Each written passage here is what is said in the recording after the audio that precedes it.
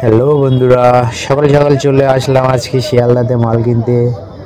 রেগুলারই আমি আসি এখান থেকে তাজা তাজা মাল নিয়ে, তারপর লেক টাউন পাতিপুকুরে যাই বাসে করে, শিয়ালদা টু পাতিপুকুর। আর ওখান দিয়ে আবার আমি আমার মাল দোকানে সাজিয়ে বিক্রি করি। চলে আসলাম আজকে পেয়ারা নেবো এখান থেকে। পেয়ারা নেওয়ার পরে আগে আজকে রাজুদার ওখানে গিয়ে পরোটা খাবো, দেখাবো আপনাদের রাজুদার দোকান। এটা শিয়ালদা মেট্রো। শিয়ালদাটা খুব সুন্দর একটা জায়গায় চলে আসলাম রাজুদার পরোটা নিতে। লাইন দেখুন বন্ধুরা, এখানে সবসময় মানে ভোর হওয়ার আগে থেকেই এরকমই লাইন থাকে।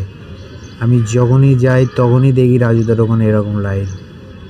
এনআরএস হসপিটালের যে গেট আছে ওই গেটের মুখটায় দাঁড়ায়, এই গেটটা বন্ধ থাকে, ওই জন্য রাজুদা এখানে দাঁড়ায়। এখানে অনেক জায়গা আছে, খোলা জায়গা সবসময়। এখানে ইউটিউবারদেরই ভিড় হয়। এখানে সাধারণ মানুষ গিয়ে মোটামুটি খায় না, এই জন্যেই খায় না। এখানে সবসময় এরকম লাইন থাকে, মানে 50 জন 60 জন, কখনো কখনো 200 জন হয়ে যায়। আর অত ভিড়ের মধ্যে একটা সাধারণ মানুষ খাওয়ার জন্য লাইন দেবে, 2 ঘন্টা 3 ঘন্টা লাগবে, 4 ঘন্টাও লাগতে পারে তার লাইন আসতে আসতে। ওই জন্য সাধারণ মানুষ কেউ দাঁড়ায় না। এই লাইনগুলো যা দেখছেন এগুলো সব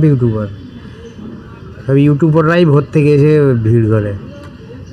সেই জন্য আমিও আজকে এখান থেকে নেবো না, নেবো এই রাজুদার গ্রামেরই আর একটা দাদা আছে, তারও পরোটা খুব সুন্দর হয়, ওখানে গিয়ে ওনার কাছ থেকে নেব।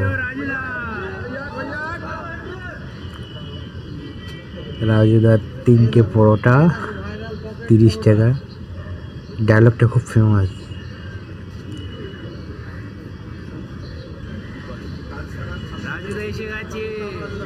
রাজুদা চলে এসছে। আপেল পেঁয়াজ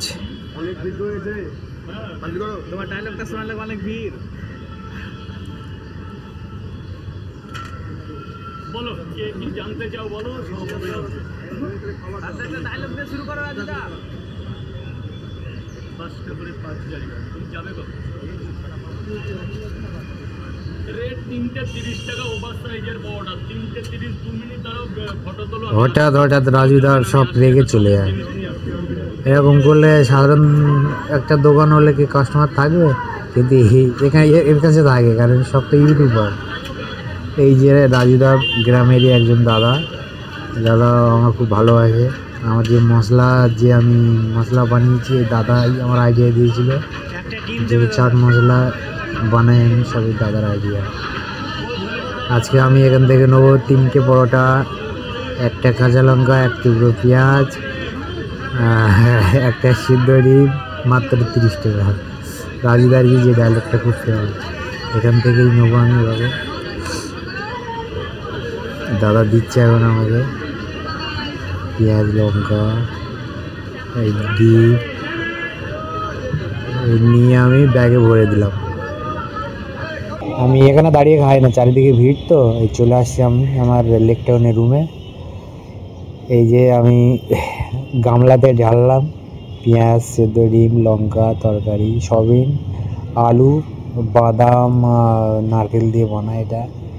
তরকারিটা মোটামুটি ভালো লাগে, কিন্তু পরোটার কোনো টেস্ট নেই, কারণ তেল ছাড়া খেতে মোটামুটি ঠিক আছে। আর হ্যাঁ বন্ধুরা, একটি লাইক ও সাবস্ক্রাইব করে দেন প্লিজ। আমার নতুন চ্যানেলটা একটু সাপোর্ট করুন, আমি আরও ভালো ভালো ভিডিও দেওয়ার চেষ্টা করবো। ওকে।